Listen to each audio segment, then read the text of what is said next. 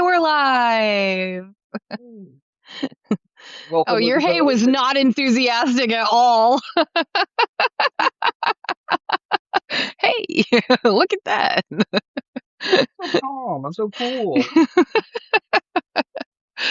Oh my goodness. Good to see you, cousin. As always, it really is a treat. It's fun. We record the show and then we jump on camera, and it does Uh, something. I yeah, like it.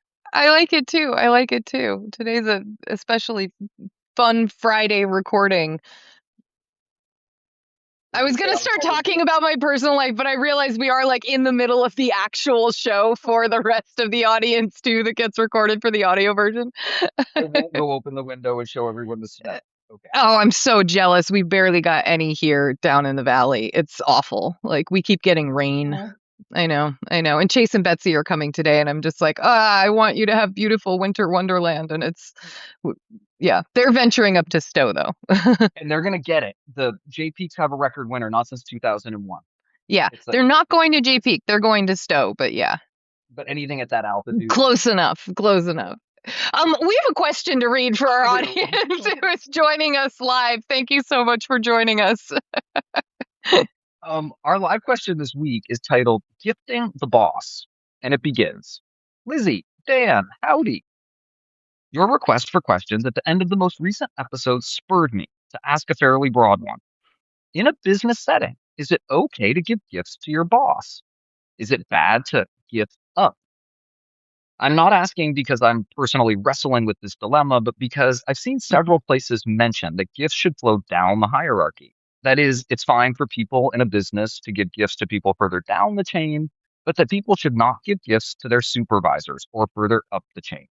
I've seen this on etiquette advice subreddits and in advice columns. But from what I can tell, the Emily Post Institute doesn't discuss this in either the business etiquette book or the Centennial Edition. I'm very curious. What's your take? Is it okay to give gifts to people higher than you in the company hierarchy? If it's okay, or sometimes okay, what are the guidelines?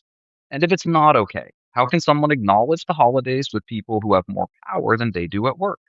Would love your thoughts on this open ended question. Happy 2026, James. James, it's always great to hear from you. And I fully admit, I didn't believe you when we first read this question. I was like, no, no, no, we cover this. Like, we talk about the whole gifting up the chain not being a thing. And I was wrong. We don't cover it in either of our books. And I was really shocked because it is such a truism in the world of business that you don't gift up the chain. You don't want it to look like you're trying to receive favor from a boss. You don't want to create that kind of a dynamic. I remember I tried once to do it and I actually returned the gift before I gave it because it did start to feel really uncomfortable.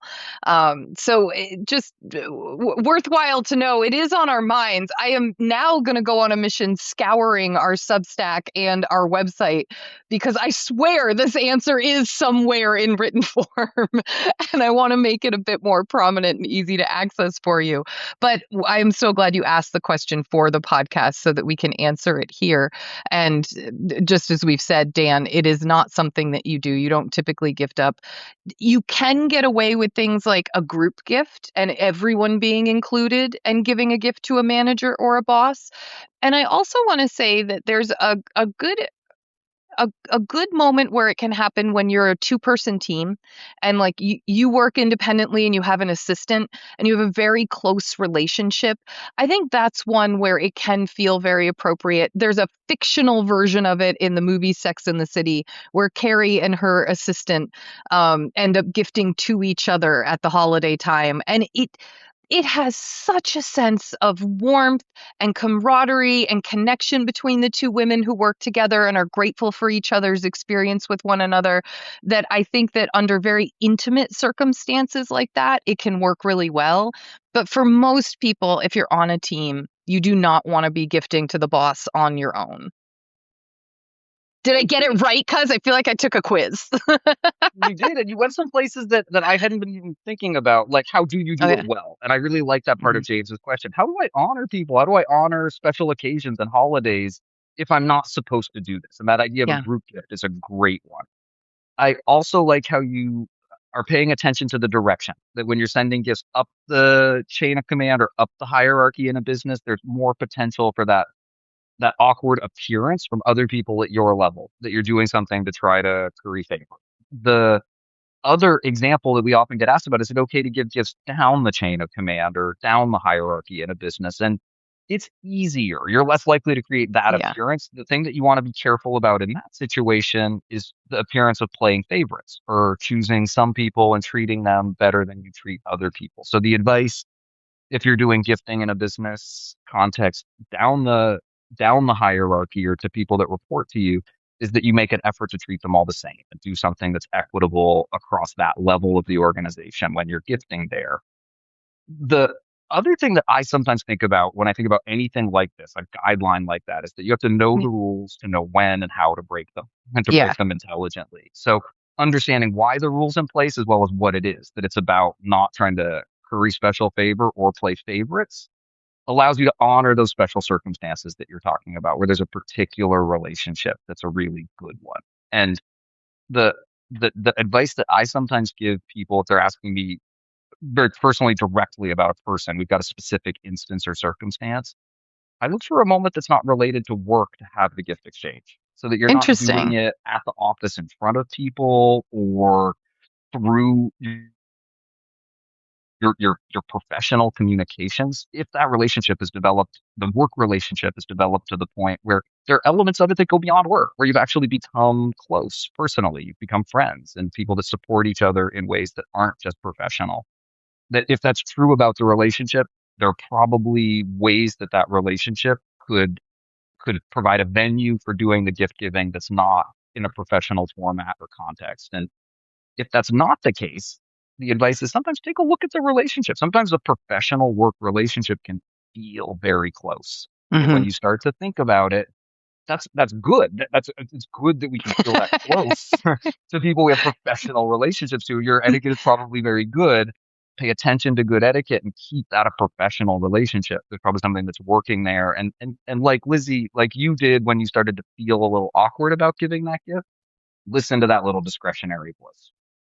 I was thinking that if you're having that feeling of gratitude for a manager or a boss and you really appreciate the great leader that they are, and you want to be acknowledging that with something like a gift, but you're hearing advice on your favorite etiquette podcast that's telling you don't gift up the ladder, use your words to say what that gift would have said.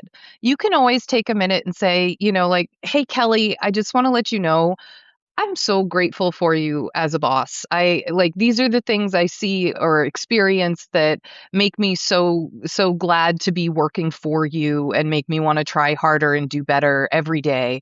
And that's such an inspiration. Your words can be so powerful. Dan, I think a card would be appropriate. I think we can say cards appropriate, gifts maybe not. But you could really use your words, and while it some people might look at that as buttering someone up with language. I think that it also, when it's genuine, when it's sincere, it can really convey exactly what that gift would say. And so it's another option you have at your disposal if you're really wanting to let someone know what a positive impact they have and how grateful you are for them. Couldn't agree more. It's a really good idea and great question, all you who are watching the show and participating via comments. Y'all, thank you so much for joining us. This is always so much fun to do these lives, and we love getting to see each other, but we love getting to see you too. So we certainly hope more folks will hop on and join, and ask extra questions and make comments or share their own stories as well. Hi, Terry. So good to see you pop in. Hi, everyone. Take good care. Bye.